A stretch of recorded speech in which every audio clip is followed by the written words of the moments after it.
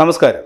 Village news web ടിവിയിലേക്ക് ഏവർക്കും സ്വാഗതം. കേന്ദ്ര ആഭ്യന്തരമന്ത്രിയും സംസ്ഥാന മുഖ്യമന്ത്രിയും തമ്മിൽ കാണുന്നതോ ഒന്നിച്ച് കൂടുന്നതോ ചർച്ചകൾ നടത്തുന്നതോ ഒന്നും ഒരു വാർത്തയല്ല.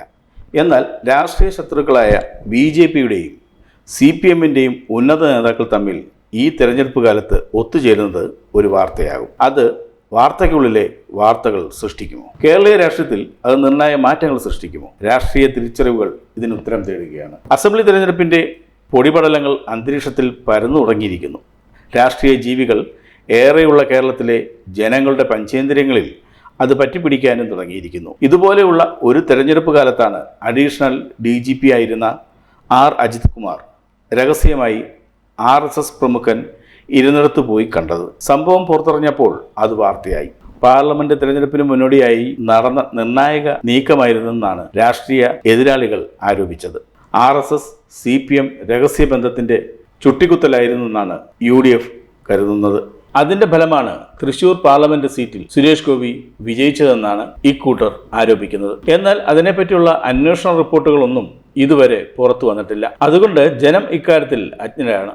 ഇതുപോലെ തന്നെയായിരുന്നു KV തോമസിന്റെ ശ്രമഫലമായി സംസ്ഥാന മുഖ്യമന്ത്രിയും കേന്ദ്ര ധനകാര്യമന്ത്രിയും തമ്മിൽ ഡൽഹിയിൽ വെച്ച് ഒന്നിച്ചിരുന്ന് പുട്ടും കടലയും കഴിച്ചത്. മുഖ്യമന്ത്രിയുടെയും കുടുംബത്തിന്റെയും മേൽ നടക്കുന്ന ചില കേന്ദ്ര അന്വേഷണങ്ങളെ ചുറ്റിക്കെട്ടുന്നതിന് വേണ്ടി ആയിരുന്നു ഇതെന്നാണ് അന്ന് പ്രതിപക്ഷ കക്ഷികൾ ആരോപിച്ചത്. എന്നാൽ സംസ്ഥാനത്തിന്റെ ആവശ്യങ്ങൾ കേന്ദ്ര ധനമന്ത്രിയെ ധരിപ്പിക്കുന്നതിന് വേണ്ടിയായിരുന്നു കൂടിക്കാഴ്ച എന്നാണ് അന്ന് മുന്നണി ഇതിന് നൽകിയ പരിവേഷം. മുഖ്യമന്ത്രി അന്ന് കേന്ദ്ര മന്ത്രിയോട് കേരളത്തിന് വേണ്ടി എന്തൊക്കെ ആവശ്യപ്പെട്ടാലും അതൊന്നും ഇത്തവണത്തെ കേന്ദ്ര ബഡ്ജറ്റിൽ കണ്ടില്ല.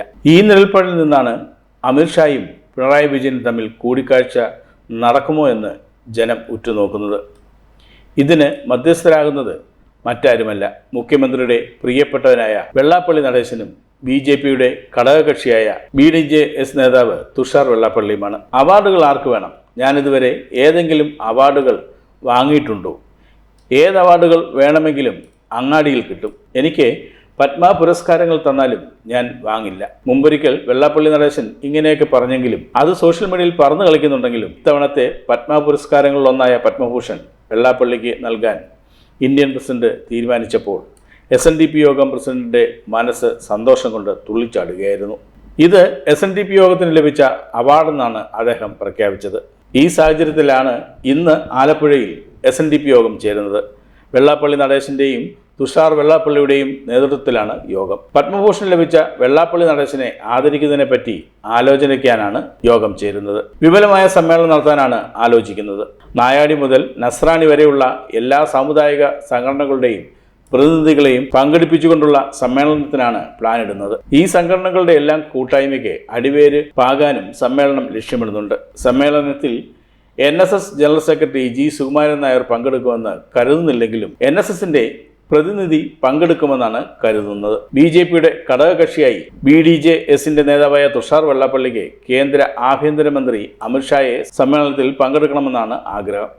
മുഖ്യമന്ത്രിയുടെ ഉറ്റതോഴനായ വെള്ളാപ്പള്ളിക്ക് പിണറായി വിജയനെയും പങ്കെടുപ്പിക്കണം എന്നാണ് ആഗ്രഹം. ഈ വരുന്ന തെരഞ്ഞെടുപ്പിൽ LDF ജയിച്ചു കാണാൻ ആഗ്രഹിക്കുന്ന വെള്ളാപ്പള്ളിയുടെയും NDAയ്ക്ക് വേണ്ടി പ്രവർത്തിക്കുന്ന തുഷാർ വെള്ളാപ്പള്ളിയുടെയും ആഗ്രഹ പൂർത്തീകരണത്തിന് യോഗം തീരുമാനിക്കുമെന്നാണ് കരുതുന്നത്. അങ്ങനെ സംഭവിച്ചാൽ ഈ തെരഞ്ഞെടുപ്പിൽ പരസ്പരം അംഗം വെട്ടുന്ന LDFന്റെയും BJPയുടെയും നേതാക്കളായിരിക്കും ഒരു വേദിയിലെത്തുക. CPMഉം BJPയും തമ്മിൽ അന്തർധാരയുണ്ടെന്ന് UDF ആരോപണത്തിന്റെ പശ്ചാത്തലത്തിൽ വേണം ഇതിനെ നോക്കിക്കാണാൻ. അത് UDFനെ പല്ലും നഖവും ഉപയോഗിച്ച് എതിർക്കുന്ന വെള്ളാപ്പള്ളിയുടെ മധ്യസ്ഥതയിലായിരിക്കുമെന്നുള്ളതും ശ്രദ്ധേയമാണ്. ഇത് കേരളീയ രാഷ്ട്രീയത്തിൽ ഏറെ ചലനങ്ങൾ സൃഷ്ടിക്കാൻ പോകുന്ന ഒരു സമ്മേളനമായിരിക്കുമെന്നതിൽ രാഷ്ട്രീയ നിരീക്ഷകർക്കാർക്കും എതിരഭിപ്രായമില്ല. കൂടുതൽ വാർത്തകൾക്കും വിശേഷങ്ങൾക്കുമായി village news web TV subscribe ചെയ്യുക, ലൈക്ക് ചെയ്യുക, ഒപ്പം കമന്റ് ആൻഡ് ഷെയർ കൂടി ചെയ്യുക.